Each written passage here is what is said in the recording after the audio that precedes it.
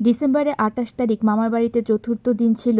আর দুপুরবেলা আন্টি মানে আমার মেঝো মাসি টাউনে যখন বের হয়েছিল তখন গরম গরম এই মুচমুচে গরম সমাচার নিয়ে এসেছে। আর আমি ভিডিও করতে করতে দেখি মা আর বড় মামি খাওয়া শুরুও করে দিয়েছে। বললাম না, এবার মামার বাড়িতে গিয়ে সারাদিনই ঘোরাঘুরি, আড্ডা, খাওয়া দাওয়া এগুলোতেই চলে গিয়েছে। আর এখন সন্ধ্যা ৭টার মতো বাজে। বড় মামি বাইরে থেকে চিতই পিঠা, ভাপা পিঠা, মেরা পিঠা, ভাজা মেরা পিঠা আর একটা সিদ্ধ মেরা পিঠা নিয়ে এসেছে। বড় মামি চাইছিল খেজুরের গুড় দিয়ে দুধ চিতই রান্না করে খাওয়ানোর জন্য। মামি কোনো জায়গা থেকে গরুর দুধটা কালেক্ট করতে পারেনি, তাই আসলে মামি পিঠাই নিয়ে এসেছিল বাইরে থেকে। আর এই গরম গরম পিঠা খাওয়ার সাথে সাথে মামার বাড়িতে ঘোরাঘুরির ভিডিও ব্লগগুলো শেষ করলাম। আর ডিসেম্বরের ২৯ তারিখ আমরা মামার বাড়ি থেকে মানে শেরপুর থেকে হালুয়াঘাট চলে যাচ্ছি, কারণ এবার ময়মনসিংহ যাওয়ার টাইম চলে এসেছে। হালুয়াঘাট গিয়ে পৌঁছিয়ে আবার চলে আসবো ময়মনসিংহ।